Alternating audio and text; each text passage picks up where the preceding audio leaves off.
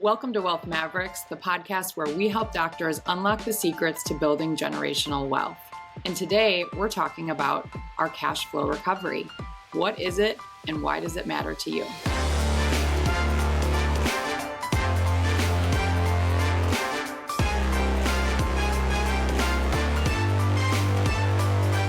Then you as a physician, you have this treatment plan for your patient. If they take action, take the medication, and they do these other things, you will be healthy. How do I trust that? Because you went to school and you know what this stuff is. I have to trust that your plan is going to make me healthy. It's the same thing with our situation. Based on our schooling, our education of what the tax code and the legal system says we can do. Again, keep in mind, this is money you do not need to live the life that you want. It's wasteful to allow that to continue to get taxed and then absorbed into lifestyle without intention. Yeah. So let's get a plan in place and take this to the next level for you. So Bob, we start with every member with our cash flow recovery, and you created this tool. And I love hearing you explain why you did. And every time we run the numbers with a potential member, or almost every time, they are shocked by what they learn and what they see. So today we want to talk about why you created this tool and why prospective members should go through this conversation with us. Yeah, so that's a great question. I think I'll start answering the question with an analogy. I like to use this analogy of the Grand Canyon. I've been to the Grand Canyon, and I can explain to somebody who hasn't been to the Grand Canyon what it looks like. And they'll be able to kind of picture what it looks like in their mind based on the descriptive words I use, based on how they understand the descriptive words. But if I were to show them a picture of the Grand Canyon, that would be a lot different than me describing the Grand Canyon. And they would have a better idea now because they visually can see what I'm trying to explain, and it's clearly in color, right? It's there, it's in front of them now. Now, if I were to walk them to the edge of the Grand Canyon and they were to experience it themselves, completely different. Which is the most powerful of those three examples? Obviously, it's walking up to the edge and experiencing the breathtakingness of actually standing there and seeing it, right? Mm-hmm. So the reason why I use this analogy is because if I tell people about, hey, we can help you save money on taxes, right? We look at your assets as an asset coach, and we develop tax strategies based on your assets. What's it gonna do? Mm-hmm. It's no different than me trying to explain the Grand Canyon to somebody and using their own experiences of what that means if they've never seen it. So the cash flow recovery is the picture of the Grand Canyon. It is the way for us to be able to say, here's a simple way, not very complicated. We're going to use your numbers. We're having this conversation because you have said that you're tired of overpaying in taxes. You know you should be able to save more money on taxes. You have colleagues that you meet in the hospital cafeteria that talk about their tax guy or how much they've saved or what they're doing in their assets. And so we're having this conversation. So what's the best way for us to give you an idea of what this picture of the Grand Canyon looks like? What's this idea of this picture of a tax savings look like? And so that's where the cash flow recovery came into play. And so that's where we developed. Okay, so if I have income individually, right, and I have expenses individually, what is left over from my income and the expenses? On the business side, that's a profit and loss statement. Most business owners, they talk about profit and loss, but they don't do it on the individual side. Mm-hmm. Well, with the way the tax code and the income funnel and all this fun stuff works, is that all that income flows down to you, including the income you don't need to pay for your expenses. So that cash flow recovery is that extra money, profit from your practice or extra income that is above and beyond your lifestyle expenses that you're paying taxes on. That is the number that we want to actually shift from taxable income to plannable cash flow. And so that was the best way to do it. It allows us to have a dialogue and conversation. And so, I mean, that was really the idea of doing that. So it was a kind of that elevator pitch conversation. Yeah. It could be a 3-story elevator or it could be a 30-story elevator, depending on how that conversation goes. And whether you're a W-2 earner or a business owner, as you go through your career, that gap between those two numbers goes up and up, like you have more that you don't need to live your life. But if you don't have a plan for it, it's just going to be absorbed into your lifestyle, and you get 10, 20 years down the road and you don't have the wealth that you were hoping to build because you didn't have a plan. And so that's where we come in and put together a strategic tax plan so that you're not, we say, you're not going and buying a second or third home or the fanciest car. Like, you can do those things, but also, we want to recover this money from being sent to the IRS and instead invest it in your assets and your future. Mm-hmm. Well, Yeah. I think I think having an understanding, having that clarity around what that number is really important. Like, we have a serious problem in the United States, especially. I mean, it's globally, but especially in the US. Spending is out of control for most families, and we're bombarded literally by trillions of dollars of advertising. I mean, I've heard that we see, it was like some really short period, in 15 minutes, we see more ads than our grandparents saw their entire life.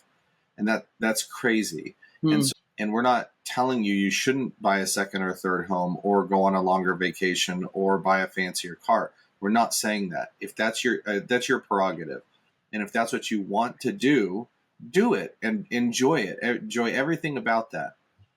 But I think we've got to understand that buying that next thing is not going to fill the hole that we're looking for it to fill. It's not going to satisfy us in the way that we think it's going to on this side of the purchase. What's really satisfying is truly building wealth, leaving a legacy, all the things that we want to do. I mean, we talk with thousands of prospective clients, and when we ask them these deeper questions, that's usually what comes up. What people really want is they want a legacy. They want to feel secure. They want their family to be able to live, differently than they did when they grew up, or whatever it might be. So having a plan in place is what combats this mechanism of advertising that just is surrounding us everywhere. So once someone gets their cash flow recovery number, we've shown them a picture of the Grand Canyon. Mm-hmm. How do we then take them to the Grand Canyon? Whenever I have this conversation, I tell people, like, these are ballpark numbers. We then move into discovery, where mm-hmm. that's when we are going to get your financial documents, and then Bob and the team can do a deep dive into your unique situation mm-hmm. and put together that tax plan. So mm-hmm. Bob, once you get all that, what does it look like to show them the Grand Canyon? Yeah. So like you said, discovery is really the first part of membership. And that's that time period where they've become a member. And now what we're doing is now we're gathering all the documents. The cash flow recovery was just, I think my income is $650,000 a year. I think our expenses are about $20,000 a month. Right. So now discovery is no more I'm thinking. Now we're diving into the actual nitty gritty. We get to get all nerdy on our side, I'd like to say.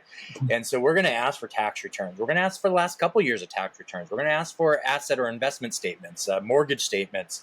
We're actually going to look at the last 12 months of bank statements from your personal bank accounts. Why are we doing that? Because we need to chart out the cash flow, map out the cash flow in your life. I can't tell you how many times we've done this and members go, whoa, what are we spending our money on? I don't know. To me, I don't care. It's your money, right? But you should know your numbers, right?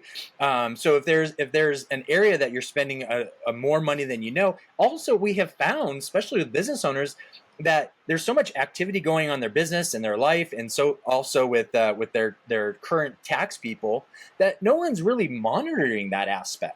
Mm-hmm. And that there could actually be some expenses there that actually can be shifted to the business, and they could be deductible expenses, and that saves on the taxable side as well. So we dive into the weeds. We want to look at the assets. Why do you have assets? How are the assets titled? How are they held? Are they in your name as a couple, individually? Are they in a separate business entity? That affects the taxation of them. Okay. And so the discovery process is we're going to go through all this stuff, and then we're going to lay out a game plan and action items, not recommendations, not a roadmap of a game plan, action items. These are going to occur. Why? Because we want people to answer that question of well, how do I know you're going to get this tax savings?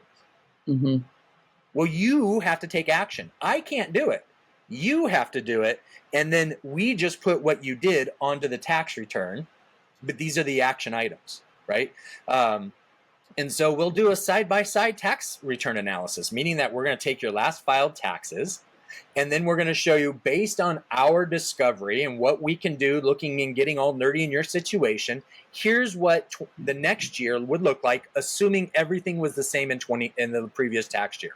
We know that's not the case, right? But assuming it was, these are real numbers that were filed to the IRS. That's why we use that. And then we make the changes on the estimate to show, here's what the tax savings could have looked like. Now, part of cash flow recovery is not just finding that number. It's also talking about the opportunity costs of actions that you're taking now. The opportunity cost is if you keep doing what you're doing and I'm losing $250,000 or I'm paying taxes on $250,000, I've done that for the last 5 years. Are you going to keep doing that for the next 5 years? Now you know this. That's your opportunity cost. So we want to take action, and that discovery process will lay that game plan out. And then we'll say, here's what we need to do our first month. We need to take this action item, this action item, this action item. Okay? And then we take it. And then once that's completed, we go to the next month and we take it. The quicker our members are in taking action, the quicker the plan can get executed. It's not going to all happen in a week. So we've never had a member that's that action oriented. That's a superhero. It's like the Flash, right? But we do have this process. We lay it out. Okay, it's the diagnosis of how we're going to get you financially healthy, right? No different than you as a physician. You have this treatment plan for your patient. If they take action, take the medication to the full time of the medication, and they do these other things, you will be healthy. Well, how do I trust that? I trust it because you went to school and you know what this stuff is. So I have to trust that your plan is going to make me healthy. It's the same thing with our situation, is that based on our schooling, based on our education of what the tax code and the legal system says we can do, these action items are going to get to as close to that cash flow recovery or beyond it.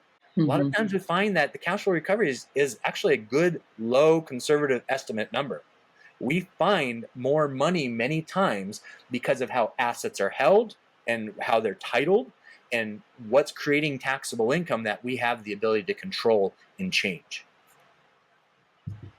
So I want to keep this conversation pretty short, just focused on cash flow recovery. However, when you say there are action items that need to happen and, we can't do it for you, you have to take the action. Well, you have to take the action of moving into discovery and working with us in membership to see these tax savings. But a lot of it is, we work together, but a lot of it is us doing it. Like, I think people might hear it and be like, well, I'm just so busy. And that sounds like so much work to implement these action items. So like, how much of it is us doing the work and how much of it is like, could someone just take it and go do it themselves? Or how much time investment is needed on the part of the member? It depends on their situation. The more they have, the more complicated it is and the more they would have to do.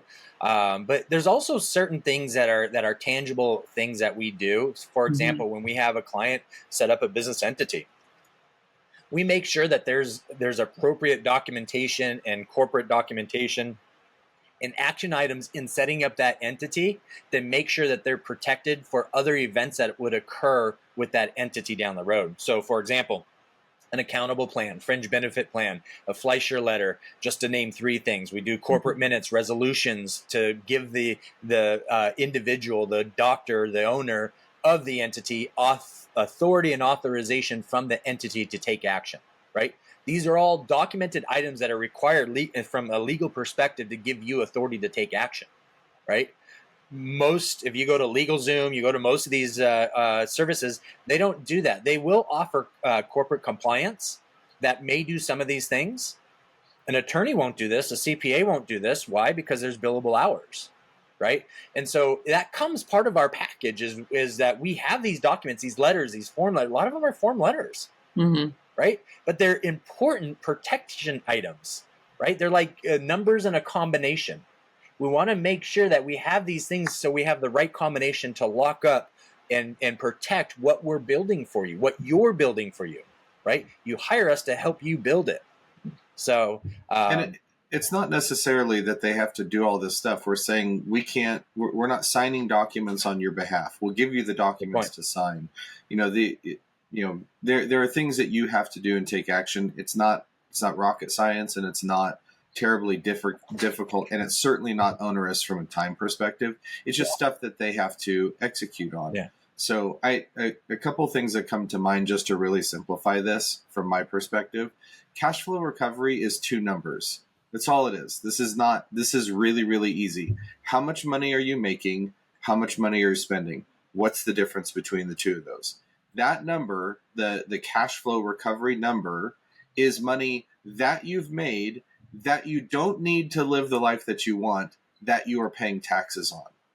That is silly. Like, that is just, let's let go of those days. Those days should be gone forever. Mm-hmm. It's money you don't need to live your life. So let's use that full dollar to invest in your future.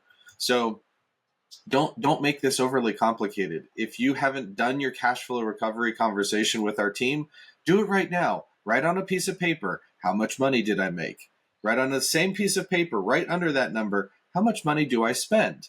And subtract those numbers. And if your number is large enough to qualify to work with us, then we can help you. So that's why you should be reaching out to us. But that money, it's wasteful. And Bob, I've heard you talk not only with other people about this, but let's not forget, you guys remember the Hair Club for Men? The guy's like, not only am I the president, I'm also a member. I was a member of Terra Firma before I became part of Terra Firma. And I remember this conversation with you. And I remember how simple it felt when you said that. And what you said, and I've heard you say this to other people too.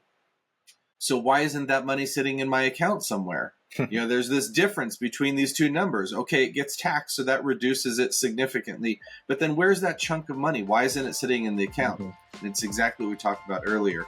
That got absorbed into your lifestyle. It didn't all go there because it was without a plan. Again, keep in mind, this is money you do not need to live the life that you want. It's wasteful to allow that to continue to get taxed and then absorbed into lifestyle without intention. Yeah. So let's get a plan in place and take this to the next level for you. I think it's simple, but I think it's news to most people that they don't have to be paying taxes. They're like, what do you mean I don't have to be paying taxes on that? How do I not pay taxes on that?